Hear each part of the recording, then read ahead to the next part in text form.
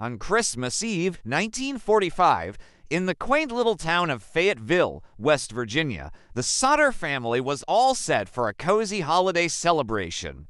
George and Jenny Sodder, proud Italian immigrants, had worked hard to create a warm and loving home for their 9 kids.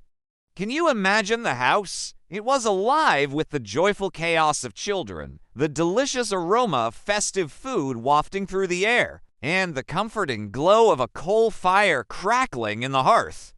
But just hours later, everything would change in the most heartbreaking way. Their home would be engulfed in flames, and 5 of their children would mysteriously disappear, plunging the family into one of the most haunting mysteries in American history. The Sodders were a well-known family in Fayetteville. George, the head of the household, wasn't he shy about expressing his strong opinions against Benito Mussolini and the fascist regime back in Italy? His outspoken nature made him a few enemies among the tight-knit Italian community. Still, despite the tensions, their home was a place filled with laughter, hard work, and the delightful noise that comes from a big family creating memories that would soon be shattered. On the night of December 24th, the Sodder children were buzzing with excitement. The younger ones, full of energy, begged their mom, Jenny, to let them stay up late to play with their shiny new toys. How could she resist that? So she agreed, but not without reminding them to lock the doors and turn off the lights before they headed to bed. You know how it is, right? You just want everything to be safe and cozy. Around 12:30 in the morning, the phone rang, cutting through the stillness of the night. Jenny picked it up, only to find a strange woman on the line asking for someone she didn't recognize. In the background, there was laughter and the clinking of glasses, almost like a party was happening somewhere nearby.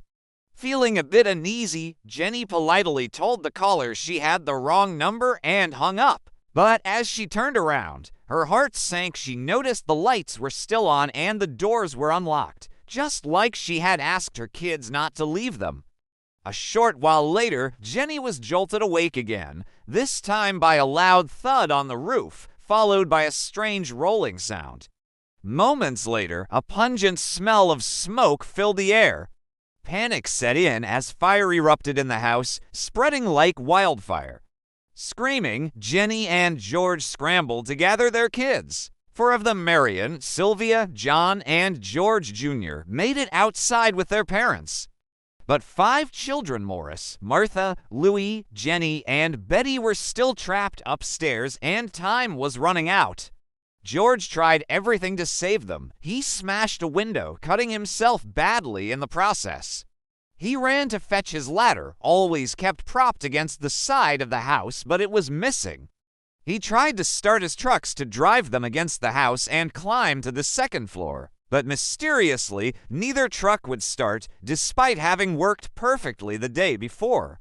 Neighbors called the fire department, but the local crew was slow to arrive, delayed for hours by the holiday and a shortage of men. By the time firefighters reached the scene, the house was a smoking shell.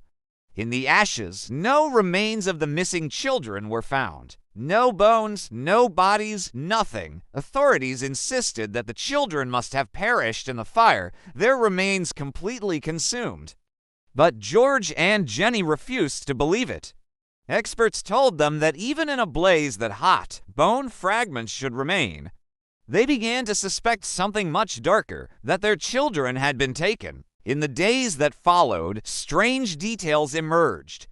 A telephone repairman told George that the wires to the Sodder house had been cut, not destroyed by the fire. A witness claimed to have seen a man stealing a block and tackle from the Sodder property around the time of the fire. Another reported seeing the missing children peering out of a car driving away from town that very night. Months later, a woman working at a hotel in Charleston, West Virginia, swore she saw 4 of the children accompanied by 2 men and 2 women of Italian extraction. The group refused to speak to her, and when she tried to interact with the children, she was quickly cut off. George and Jenny clung to hope. They erected a billboard on Route 16 with photographs of their 5 missing children, offering a $5,000 reward for information. The billboard stayed up for decades, a haunting reminder of the family's search. The case attracted nationwide attention, drawing in private investigators, psychics, and journalists, but every lead fizzled into nothing. In 1967, more than 20 years after the fire, Jenny received a strange letter in the mail. It had no return address and was postmarked from Kentucky. Inside was a photograph of a young man who looked strikingly like her son Louis, who had been only 9 when he disappeared. On the back of the photograph was a handwritten message. "Louis Sodder, I love brother Frankie. Ill boys." At 9:01:32 or 35, the cryptic note provided no answers. The Sodders hired more investigators, but the trail went cold. Theories swirled around the case. Some believed the mafia had abducted the children to punish George for his outspoken political views. Others thought child trafficking was involved, pointing to the strange hotel sighting. Skeptics argued that the children had, in fact, died in the blaze, and the absence of remains could be explained by the intensity of the fire and the house's collapse. But for George and Jenny, the inconsistencies were too numerous, the coincidences too sharp. George passed away in 1969, completely unaware of the chilling truth surrounding his family. Jenny, on the other hand, lived until 1989, holding on to a heart-wrenching shrine dedicated to her lost children in her home. She was absolutely convinced that they were out there somewhere, alive and waiting to be found. The Sodder case continues to baffle people to this day, right? Were those 5 children truly consumed by the flames, with their remains lost to time? Or were they snatched away in the dead of night, victims of a sinister plot that stretched far beyond their little home in West Virginia? It's a mystery that leaves so many questions hanging in the air, and honestly, it's hard not to feel for Jenny and her unyielding hope. No answer has ever been found, and honestly, it's haunting, right? That old billboard may be gone now, but the questions still hang around, echoing through the years like a sad song that just won't fade away. On that fateful Christmas night in 1945, the Sodder family lost everything: their home, their peace, and tragically, maybe even their children. Imagine the chaos, the flames, and the desperate cries. But what they never lost was their hope, a flicker of belief that maybe, just maybe, 5 children grew up somewhere in the shadows of America, blissfully unaware of the tragedy that had swallowed their family whole. Can you picture holding on to that hope for so long? It's both heartbreaking and inspiring, isn't it? The way they clung to the idea that their kids might still be out there, living their lives, is just incredible.